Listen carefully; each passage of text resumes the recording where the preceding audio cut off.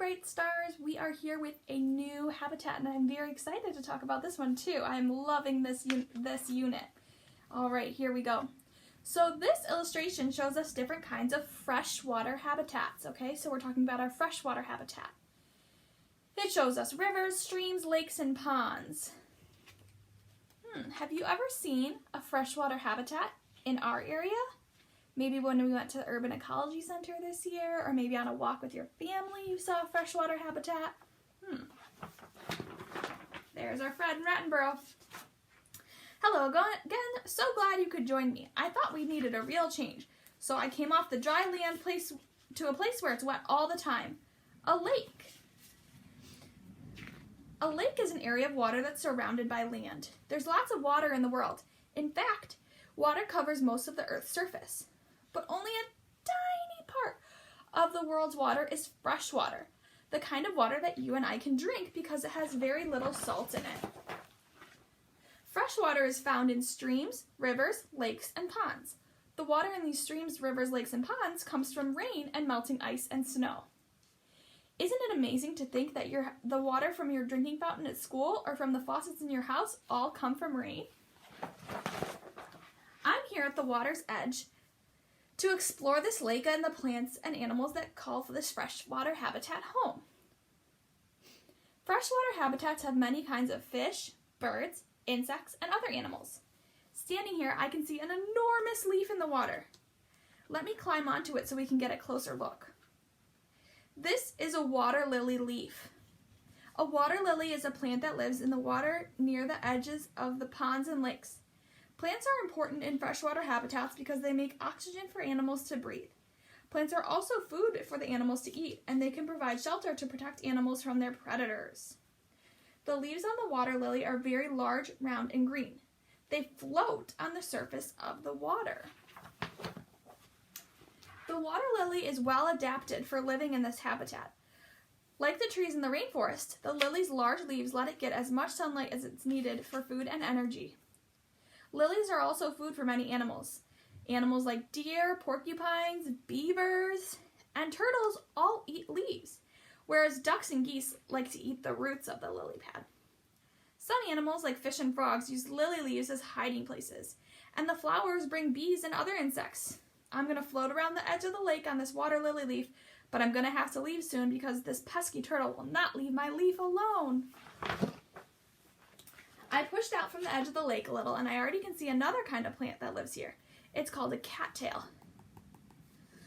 It gets its name from the unusual way it looks. Thankfully for me, it doesn't have much to do with real cats. Cattails have long, thin stems with a foot-long, furry flower spikes at the top that turn from green in the early summer to brown in the fall. Have you seen these plants before? The flower spike feels soft and furry and looks like a cat's tail, but I think it looks a lot like a hot dog too. The plants can reach up to 9 feet in height, which lets them get as much sunlight as they need. With water lilies, some animals use cattails for food and shelter. Muskrat and geese like to eat the roots of the cattail, and juicy green shoots are favorite for moose and elk. Many kinds of birds make their homes among the cattails. It's very hard to see anything in there because cattails grow so thickly, so it's a good place for birds to build their nests and to lay and hatch their eggs. Predators, like snakes and frogs, also live among the cattails and search for animals like birds and insects for food. I think I'm going to move on now. As you know, I'm not very good with snakes.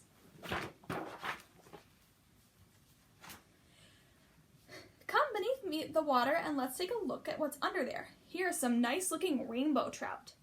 Fish can only live in water, and they breathe underwater using gills on the sides of their bodies. Gills take in oxygen from the water around them. Fish have strong tails that they use for swimming and fins that they use for steering and balance. The rainbow trout is a carnivore. It eats other water animals like insects, fish, and sometimes even shellfish. It even eats some small land animals like mice if it gets a chance.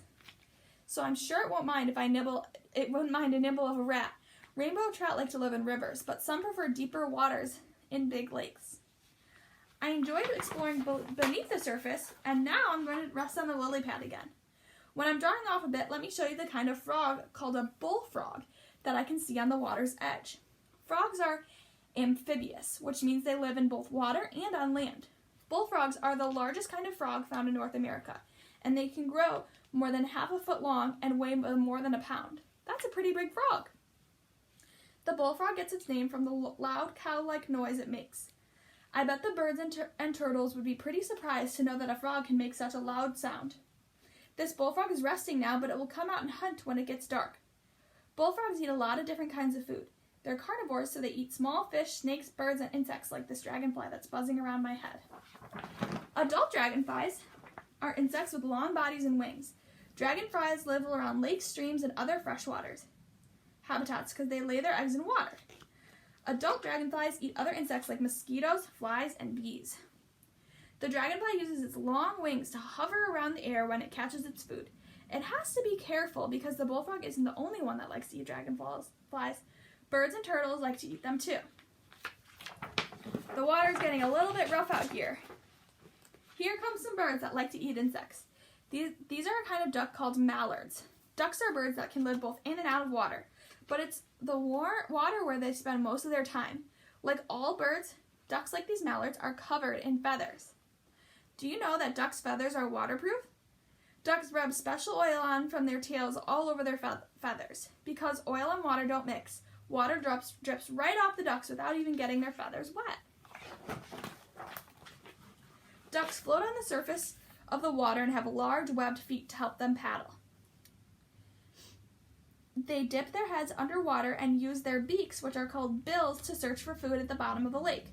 Mallards eat grasses, seeds from plants, and small animals like insects, worms, snakes, frogs, and small fish. Well, we've had good luck around this freshwater habitat, but I've got to get off this lily before these ducks knock me off. There's another kind of water habitat that you're going to have to look at next time. I hope you'll join me. If you excuse me, I have to make my long trip back to shore. Awesome. Alrighty, here are my questions for you. Describe a freshwater habitat. Describe a freshwater habitat.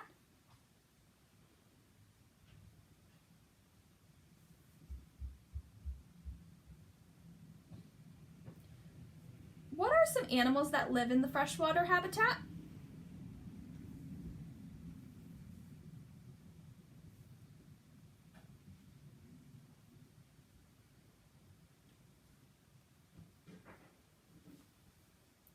My last question. Why are water lilies so important to the freshwater habitat? Why are water lilies so important to the freshwater habitat? Good job. Remember, you can write those questions down or you can talk about them with your family member. Our word of the day is float.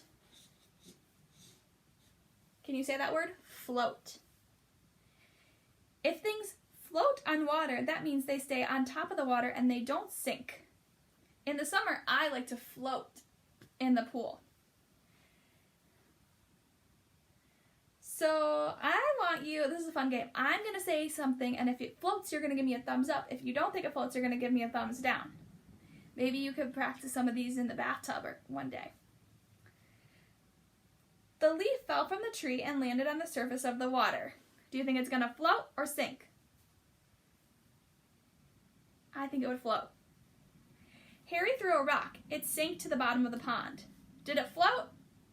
No. The boat rocked gently back and forth on top of the waves. Did the boat float? Yeah. Or also the people would get wet.